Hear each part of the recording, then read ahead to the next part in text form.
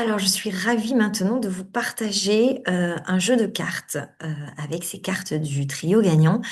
Ça s'apparente au jeu, vous connaissez tous le jeu Uno, où il y a des cartes avec une couleur et un chiffre, et on doit se défausser de ces cartes en mettant soit la carte parce qu'elle a la même couleur que la carte cible ou alors parce qu'elle a le même chiffre de la carte cible. Donc on va garder ce principe de jeu. Imaginons que je garde, que je pioche cette carte-là. Donc j'ai distribué cette carte à chacun des participants. Alors on peut jouer à partir de 2 à 3, 4, 5, 6 ou 7. On va distribuer cette carte à chacun et on met une carte au milieu. Ça va être la carte cible, la carte du départ. Donc, on a identifié que c'était une carte. Elle est jaune, elle est triste, c'est deux croches et il y a un temps.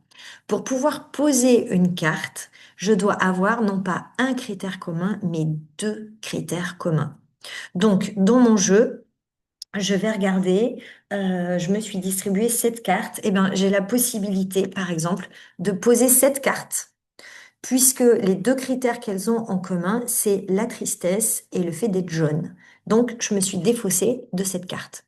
Alors, je peux jouer toute seule aussi, je peux jouer tout seul, et puis je pose les cartes, et le but du jeu, c'est d'essayer de plus avoir de cartes. Mais c'est plus sympa si on joue à deux ou à trois, parce que là, on va pouvoir utiliser les cartes spéciales. Je vais vous montrer ça tout à l'heure. Donc, si je suis toute seule, eh bien, ou si on est à deux, l'autre joueur va regarder dans ses cartes et là, bah, il va poser celle-ci, par exemple, parce qu'elle est jaune, c'est des triolets et il y a deux temps. Donc là, il y a trois critères communs.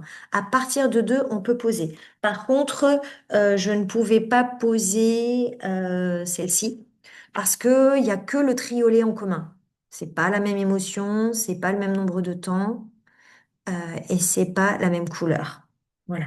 Donc, imaginons, hop, j'ai posé celle-ci. C'est à l'autre joueur de jouer. Et puis, donc, imaginons, hop, bah voilà, j'ai cette carte. J'ai deux critères communs, c'est la joie et le fait que ce soit des triolets. C'est l'émotion et le rythme qui est pareil. Donc, quand on pose les cartes, bien entendu, je vous ai pas dit, mais on va jouer sa carte. On va jouer, j'ai un triolet rouge, content, on joue sa carte. Et on peut même, si les personnes sont bien à l'aise, jouer la carte de la personne d'avant, la carte cible, et jouer sa carte. Ça fait enchaîner deux. Et puis surtout que la carte va être cachée, donc on va jouer la carte cible en mémoire et on pose la sienne par-dessus. Ça fait un bon travail. Sinon, on les pose à côté et une fois qu'on a joué, on la pose dessus. Imaginons que c'est à une autre personne de jouer. Et elle a juste cette carte-là qui pourrait aller. Il y a le critère rythme qui est en commun, mais il manque l'émotion, ou alors il manque la couleur, ou alors il manque le nombre de temps. C'est à ce moment-là qu'interviennent les cartes spéciales dont je vous avais parlé au début du jeu. Alors, si j'ai cette carte spéciale, là, c'est la carte, c'est le joker des émotions. Ça veut dire qu'il me fallait de la joie. Et moi, j'avais de la colère. Et ben, du coup, avec cette carte-là, ça devient un triolet joie. S'il avait fallu que j'ai une carte tristesse, eh ben, en fait, ça, ce serait devenu des triolets tristesse. Je change l'émotion, je prends l'émotion qui va faire que j'aurai le deuxième critère émotion en commun avec mon premier critère, si là j'avais le critère rythme en commun, grâce à cette carte, j'aurai rythme et émotion en commun, donc je peux poser mes cartes. À ce moment-là, je pose la carte joker en dessous et c'est cette nouvelle carte-là qui devient la carte cible pour le joueur suivant. Et puis je vais jouer la carte précédente ou juste ma carte. À chaque fois, on a l'instrument de musique au milieu et on va jouer, on va, on va représenter en musique la carte qu'on a déposée. Donc ça, c'était si j'avais la carte Joker émotion, mais imaginons que j'ai la carte Joker, oups, ça va. Nombre de temps. Il me fallait un temps en triolet. J'avais les triolets, mais j'avais trois temps. Du coup, avec cette carte spéciale, avec la carte Joker du nombre de temps, je vais pouvoir avoir un temps en triolet. Si j'avais eu besoin de deux temps, eh ben, cette carte serait devenue deux temps. C'est ce que je veux, c'est le temps qui me manque.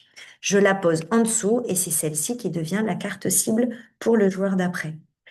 Je pourrais également avoir la carte joker couleur.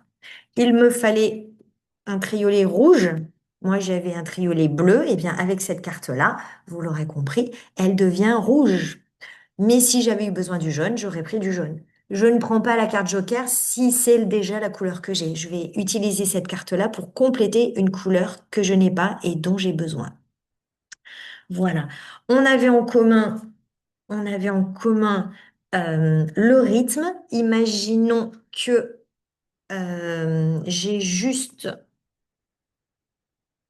la joie. J'ai cette carte-là. Et moi, je voulais celle-ci. Ce qu'ils ont en commun, c'est seulement...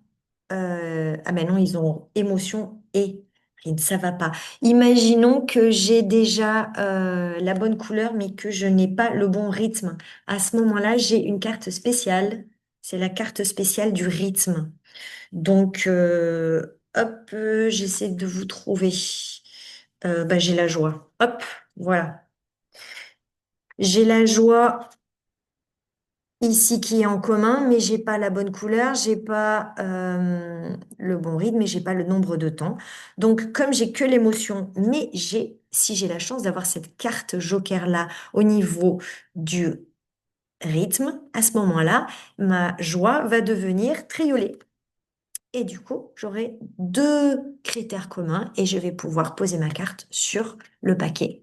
Et cette carte-là deviendra la carte cible que je vais jouer et ensuite c'est à l'autre de jouer. On a deux autres cartes qui ne sont pas des jokers, mais qui sont des cartes spéciales. Cette carte-là représente en musique le signe on reprend, on recommence. Donc, quand je dois jouer une carte, mais que je n'ai pas la carte qui a une carte qui a deux critères communs avec la carte cible, à ce moment-là, je peux poser cette carte spéciale sur le tas et ça veut dire je rejoue et je mets ce que je veux derrière. Donc, je mets une carte qui m'arrange. Tiens, par exemple, celle-ci qui n'avait que la couleur en commun, ça suffisait pas pour pouvoir. J'avais pas de carte spéciale joker, émotion ou bien nombre de temps ou bien rythme. Donc je pose d'abord cette carte-là que j'ai dans mon jeu et maintenant je mets celle-ci que je vais jouer et qui deviendra la carte cible pour le joueur suivant. Si je n'ai pas cette carte-ci et que je n'ai pas la possibilité de jouer, mais que j'ai cette carte-là dans mon jeu, c'est la carte silence. À ce moment-là, ça veut dire que le joueur après moi ne joue pas. Donc si on est à deux, bah, c'est à nouveau à moi de jouer. Si on est plusieurs, celui qui est juste après moi saute son tour et c'est au joueur d'après de mettre la carte qu'il veut sur le tas de cartes. Si je n'ai pas de carte qui a deux critères communs et que je n'ai pas de carte spéciale de joker ou de carte reprise ou passe ton tour au suivant, à ce moment-là, je dois piocher une carte. Si la carte que j'ai piochée a deux critères communs avec la carte cible, je peux la poser tout de suite. Sinon, ben, je garde cette carte dans mon jeu et j'attends le tour suivant. Voilà, le joueur qui a gagné, c'est le joueur qui n'a plus de cartes dans ses mains. Voilà. Euh, il y a des personnes avec qui, quand il nous reste une carte, on dit Uno, mais je préfère pas l'utiliser parce que ça, Uno contre Uno, et puis ça met un stress et ça, voilà. Après, je l'ai dit avant, non, je l'ai posé. Donc, moi, le plus simple, c'est que je n'utilise pas la formule quand il reste une carte. La personne qui a une carte dans ses mains n'a pas besoin de dire qu'il lui reste une carte. Voilà. Et c'est la première personne qui n'a plus de carte qui a gagné. Amusez-vous bien.